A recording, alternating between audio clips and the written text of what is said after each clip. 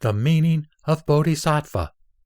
Subhuti said, with regard to what the Lord has said, in speaking of Bodhisattva, what is meant by the word Bodhisattva?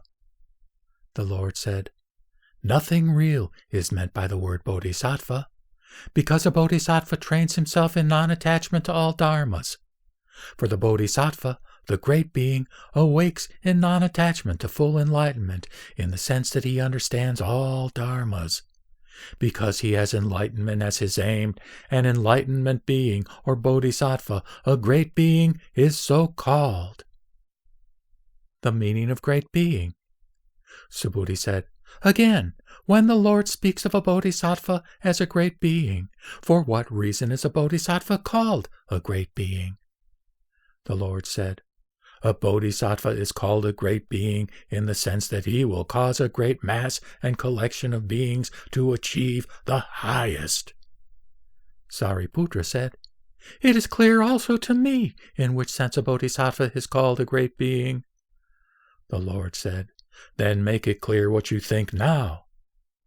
Sariputra said, a Bodhisattva is called a great being in the sense that he will demonstrate Dharma, so that the great errors should be forsaken.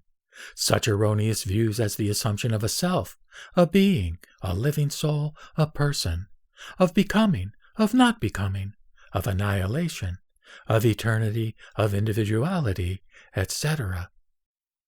Subhuti said, it is also clear to me in what sense a Bodhisattva is called a great being. The Lord said, then make it clear what you think now.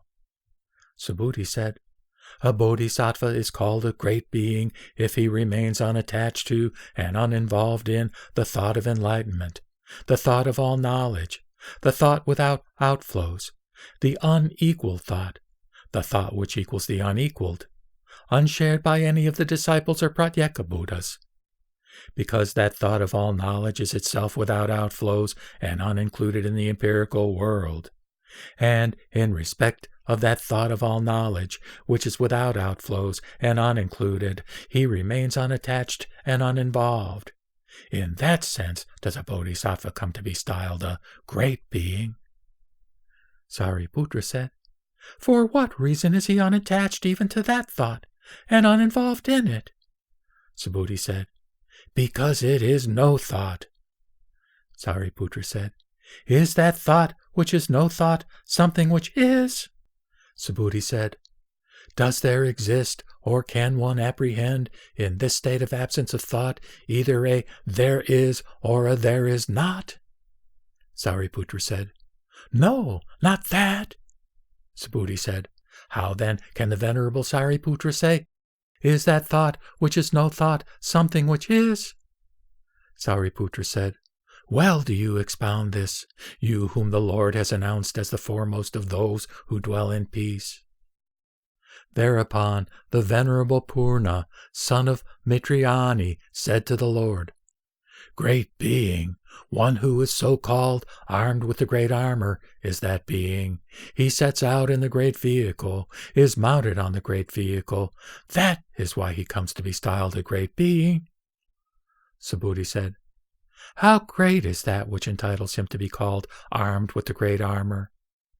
The Lord said, here the Bodhisattva, the great being, thinks thus.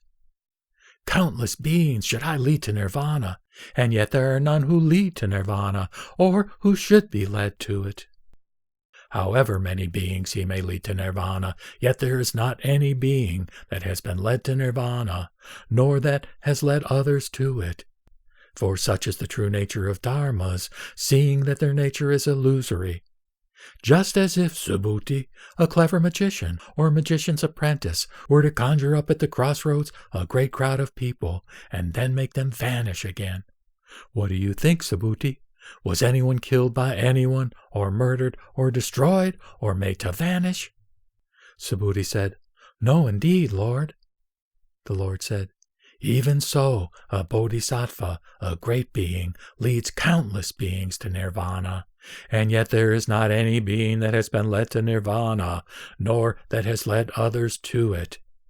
To hear this exposition without fear, that is the great thing which entitles the Bodhisattva to be known as armed with the great armor. Subhuti said, As I understand the meaning of the Lord's teaching, as certainly not armed with an armor should this Bodhisattva, this great being, be known. The Lord said, So it is, for all knowledge is not made, not unmade, not effected. Those beings also, for whose sake he is armed with the great armor, are not made, not unmade, not effected.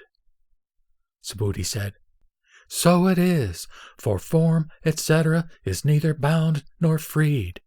And that is true also of the suchness of form, the suchness of feeling, etc.